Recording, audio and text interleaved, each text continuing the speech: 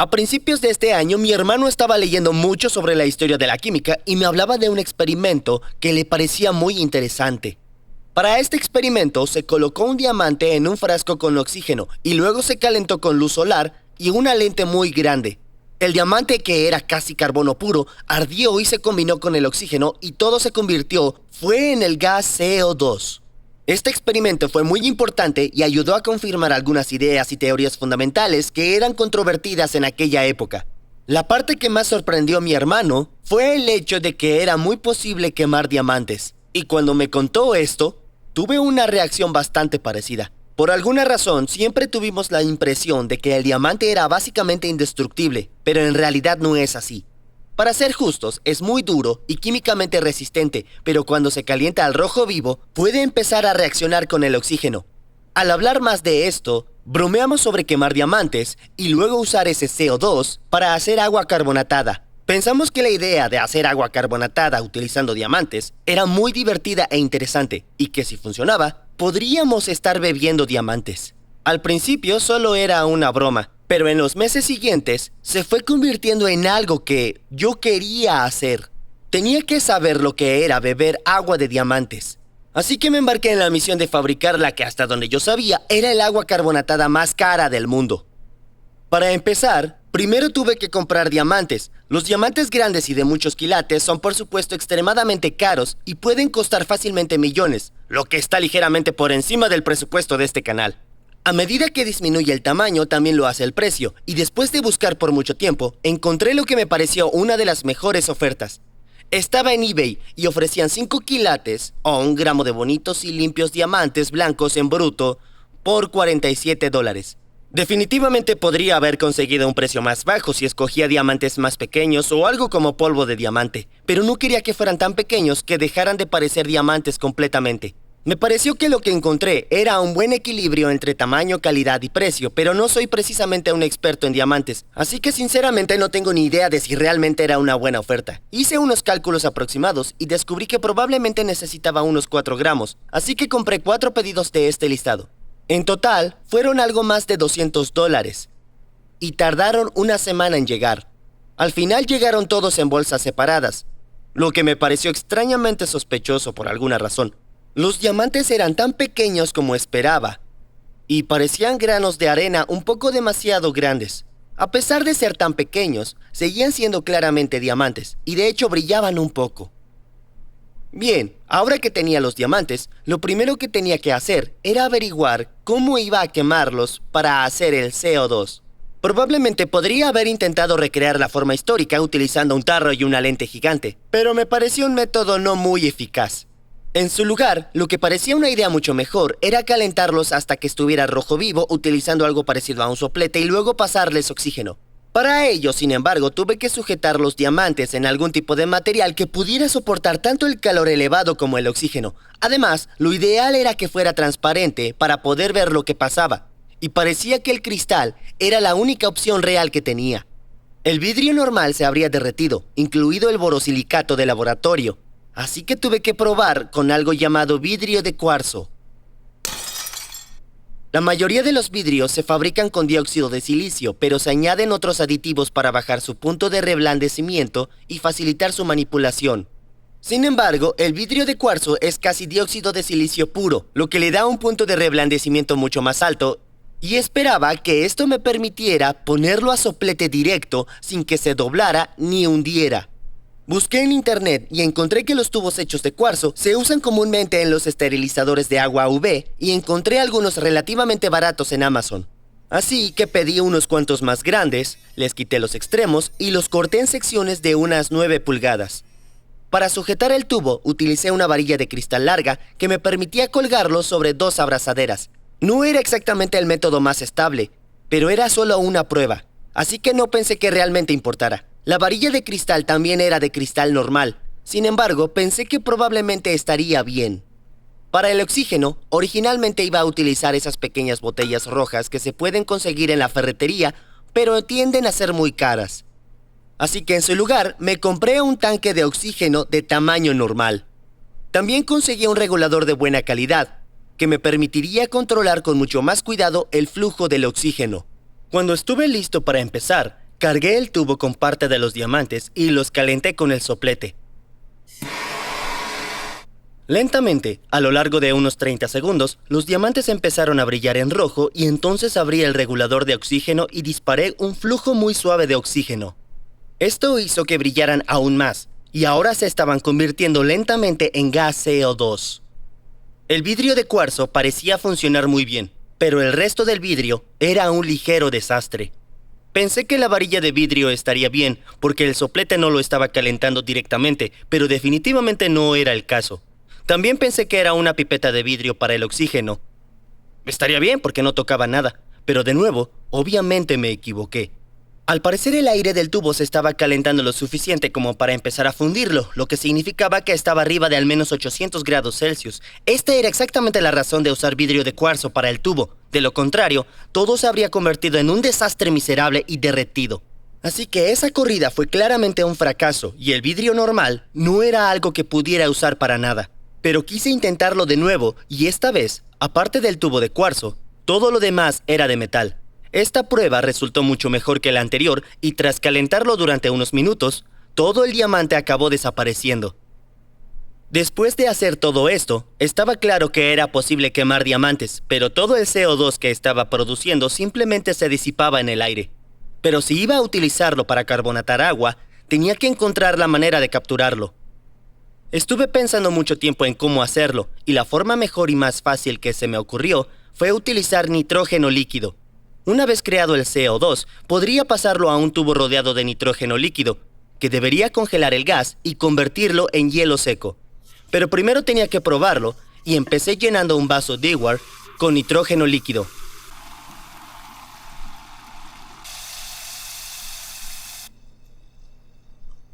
Después metí un tubo de ensayo y esperé a que se enfriara.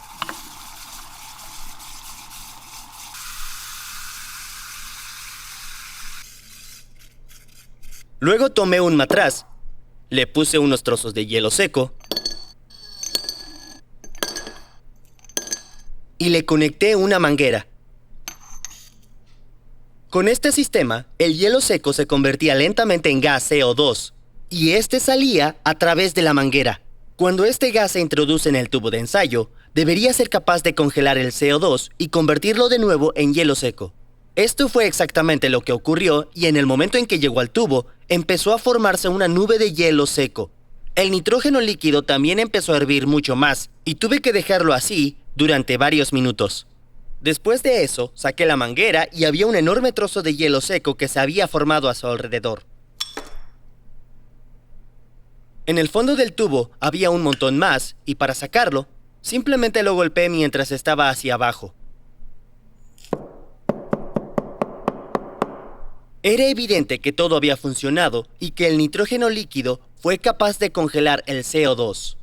Ahora sabía cómo iba a quemar los diamantes y recoger el hielo seco, pero después de eso tenía que utilizarlo de alguna manera para carbonatar agua y esto tendría que hacerse bajo presión. Estoy seguro de que se podría haber hecho de muchas maneras, pero lo que yo quería era utilizar de alguna forma una de esas máquinas de hacer refrescos caseras.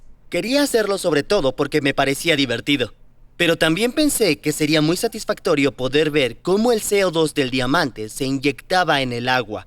Para montar todo esto, tendría que construir algún tipo de cámara de presión y acoplarla de alguna manera a la máquina de refrescos. También quería hacerlo lo más sencillo posible, y después de una semana de considerar diferentes ideas, se me ocurrió algo que pensé que funcionaría. En general, fue relativamente sencillo y pude comprar todas las piezas que necesitaba por internet de una empresa llamada McMaster-Carr. Todas las piezas llegaron un par de días más tarde y las armé para preparar el montaje básico. A la izquierda estaba la cámara de presión principal, que era básicamente un tubo, y a la derecha estaba el manómetro, y debajo la válvula. La idea era poner el hielo seco del diamante en el tubo, luego sellarlo rápidamente y dejar que se convirtiera lentamente en gas CO2 y presurizar la cámara. Todo el metal era acero inoxidable 316 y fue clasificado en 3000 PSI, que era mucho más alto de lo que iba a llegar. Como mucho, nunca superaría los 1000. Y si alguna vez se acercaba a los 3000, probablemente significaría que toda la habitación estaría en llamas. Para montarlo, simplemente envolví cada una de las piezas roscadas con cinta de teflón y los atornillé. La única parte complicada fue esta última parte del extremo, que no tenía ningún lugar para atornillarse, por lo que para unir el tubo al resto de la instalación tuve que hacer un agujero roscado yo mismo. Para ello, empecé por taladrar un pequeño agujero piloto. Luego, sustituí la broca pequeña por la más grande, que era la que necesitaba, y seguí taladrando. Después de sacar una pequeña cantidad de metal, añadí un poco de agua jabonosa para ayudar a mantener todo frío. Para sujetar la tapa, utilizaba una abrazadera de plástico barata, lo que no era ideal. No se agarraba muy bien en general, y con el agua jabonosa, realmente tenía tendencia a girar. Sin embargo, esto no resultó ser un gran problema, y todavía era relativamente fácil perforar el agujero. Ahora hecho el agujero, el siguiente paso era hacer las roscas utilizando un machuelo. Era importante atornillar el machuelo lo más verticalmente posible, y un truco para ello es cargarlo en la prensa taladradora y luego girarlo manualmente. Cuando sentí que el machuelo estaba ya profundo, lo aflojé y saqué todo de la prensa. Luego lo sujeté en mi tornillo de banco, lo lubriqué con un poco de aceite de corte y empecé a girar el machuelo.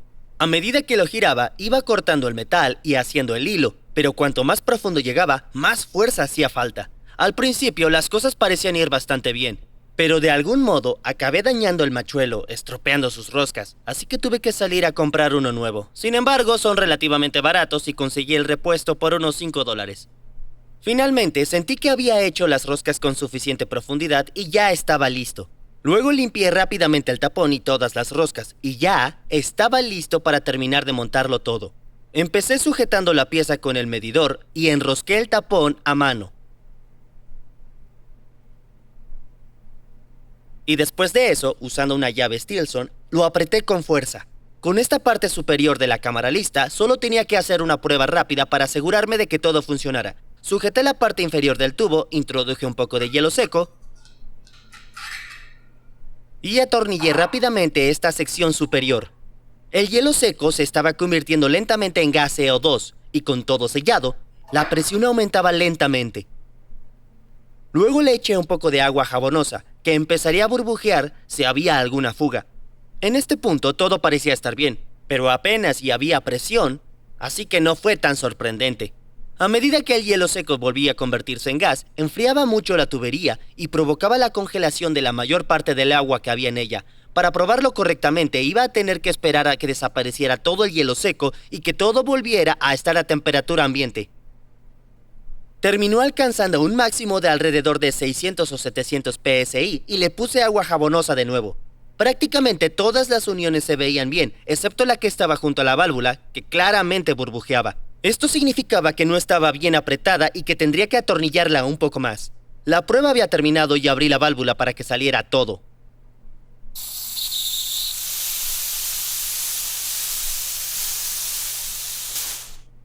Después de arreglar esa conexión de la válvula, esta iba a ser la cámara de presión definitiva, pero en el último momento decidí modificarla un poco.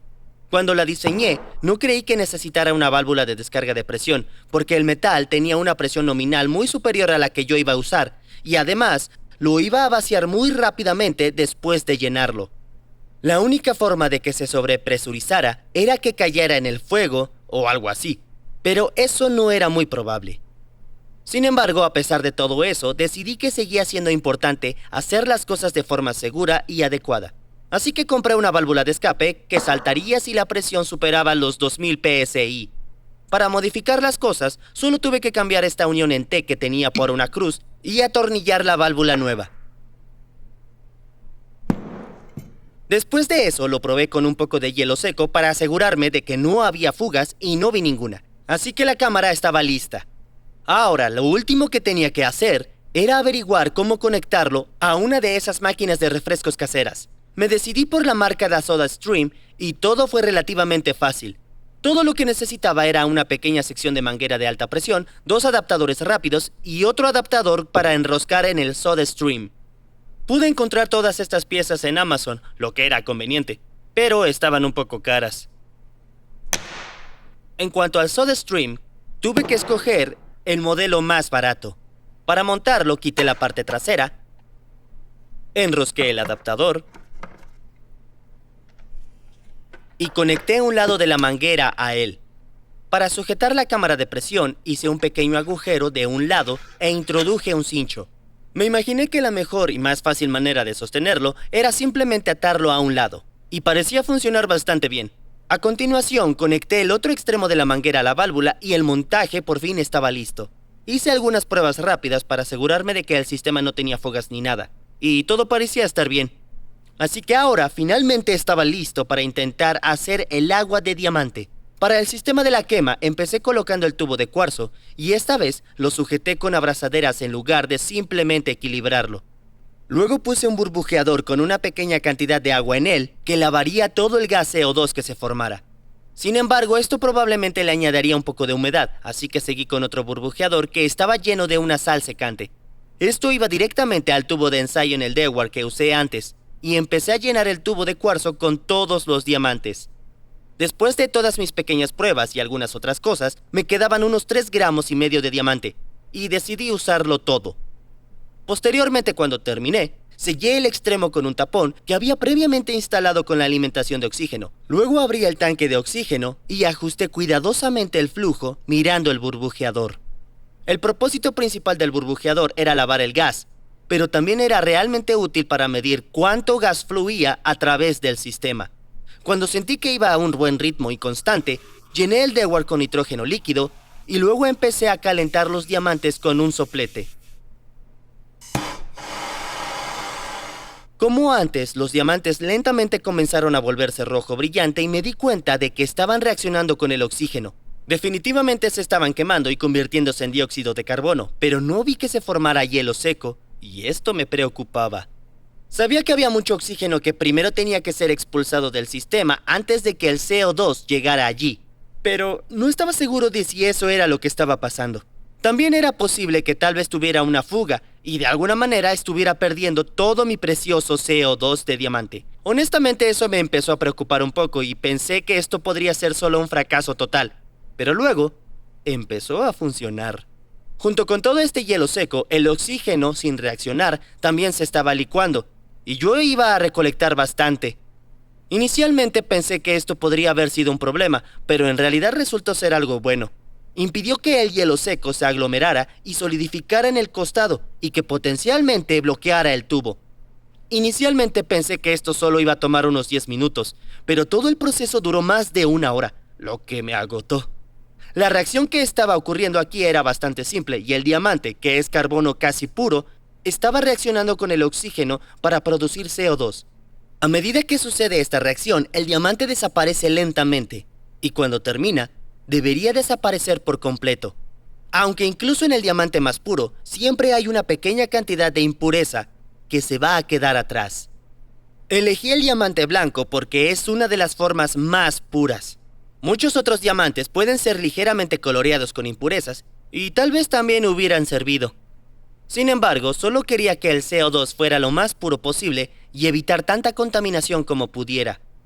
Cuando terminé, saqué el tubo y había mucho hielo seco en el fondo, pero también había un montón de oxígeno líquido.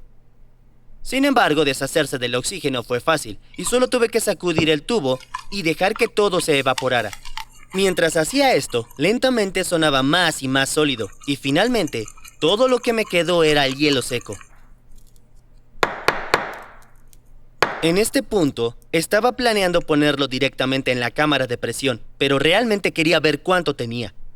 En algo cálido, el hielo seco se sublima muy rápidamente, y para minimizar la pérdida, enfrié mucho un vidrio de reloj. Pude vaciar casi todo lo que había en el tubo.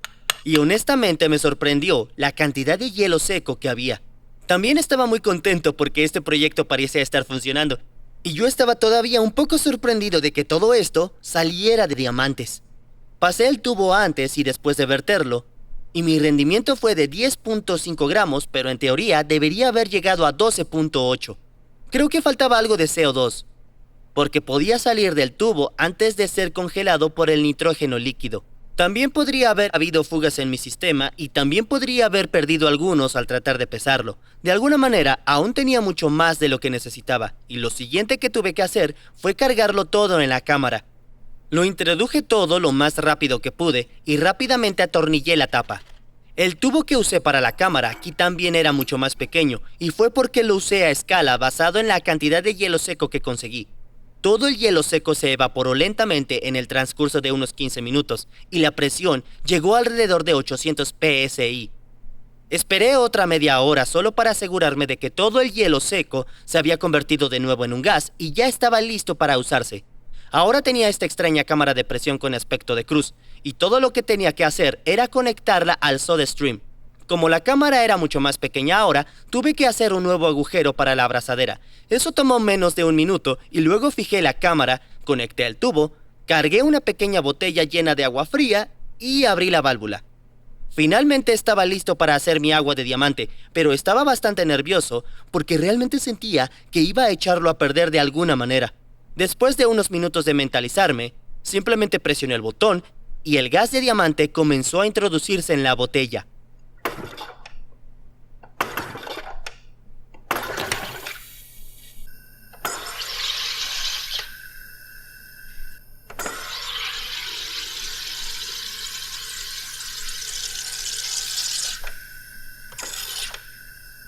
Cuando sentí que estaba listo, lo quité y un montón de burbujas se formaron en el momento en que se liberó la presión. Me aseguré de taparlo rápidamente para tratar de perder la menor cantidad posible de gas. Para hacer esta botella usé casi todo el CO2 que había en la cámara, pero aún quedaba una pequeña cantidad. Por desgracia, esto no fue suficiente para carbonatar otra cosa, y decidí guardarlo. Pensé que era genial guardar una pequeña cantidad de CO2 de diamante, pero realmente no tengo nada que hacer con él. En fin, ahora, después de gastar más de $1000 y semanas de trabajo en esto, finalmente había terminado. En lo que a mí respecta, había logrado carbonatar agua usando diamantes y me sorprendió sinceramente que funcionara tan bien. Aunque a $1000 por una botella, sin contar la mano de obra, no estaba seguro de que realmente valiera todo ese trabajo y dinero. Sin embargo, realmente esperaba que al probarlo y experimentar el increíble sabor del CO2 diamante, todas esas dudas desaparecerían. Bien, por fin es hora de probarlo y ver cómo es. Pues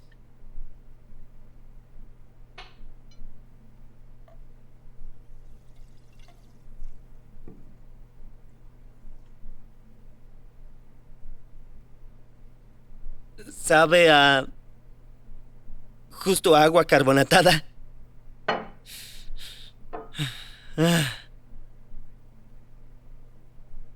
Semanas de trabajo para tener algo que es indistinguible del agua carbonatada normal. Honestamente sabe un poco peor que el agua de soda normal, porque solo usé agua del grifo y la pasé a través de un filtro Brita antes de carbonatar. Ni siquiera pensé en usar agua de mejor calidad. Y el agua del grifo en mi oficina, sí, aquí, de por sí sabe bastante horrible. La Brita mejora mucho el sabor y hace que no tenga un sabor terrible, pero la Brita hace que sepa bien. Pero debí haber usado algo mejor. Ahora solo sabe a agua carbonatada normal. O quizá un poco peor. Pero saber que tiene diamantes o CO2 de diamante lo hace inherentemente mejor. Ok, pues resultó no ser diferente del agua carbonatada normal, y de hecho esperaba que ese fuera el caso. El dióxido de carbono es solo dióxido de carbono, y no importa si vino de diamantes o de quemar algo como gasolina. Siempre va a ser CO2, lo que significa que tendrá las mismas propiedades químicas y el mismo sabor. A pesar de esto, todavía me gusta mucho la idea del agua de diamante, y aún estoy impresionado por el hecho de que funcionó tan bien. Después de probarlo, todavía tenía una botella de agua casi llena, y vertí el resto en varios frascos pequeños. Sin embargo, no sentí que fuera apropiado dejarlos como frascos sin marca, así que salí e hice algunos stickers personalizados. En total, pude llenar 10 frascos, y la mayoría de estos terminaron en manos de mis amigos. Me aseguré de quedarme 3 de ellos, que quiero regalarles a ustedes. Si quieren una oportunidad para conseguir uno, solo tienen que seguir el enlace en la descripción y verán algunas formas diferentes de entrar. Todas son gratis y, por ejemplo, pueden participar 2 veces con solo seguir el enlace a mi página de YouTube o Instagram. Literalmente solo tienen que seguir el enlace a la página y eso es todo. Aunque si quieren suscribirse o hacer algo más mientras están allí, eso sería genial. Pero no es necesario para el sorteo. Para darles a todos una oportunidad, creo que dejaré este concurso por una semana y luego haré el sorteo. Oh, y también enviaré los frascos a cualquier parte del mundo totalmente gratis, e incluiré una de mis tazas de vaso de precipitado. En fin, creo que eso es todo por ahora. Espero que hayan disfrutado el video, y supongo que los veré el próximo año. Como siempre, un gran agradecimiento a todos mis benefactores en Patreon. Todos los que me apoyan pueden ver mis videos al menos 24 horas antes de publicarlos en YouTube. Además, todos en Patreon pueden enviarme un mensaje directamente y si me apoyan con $5 o más, su nombre aparecerá al final como se ve aquí.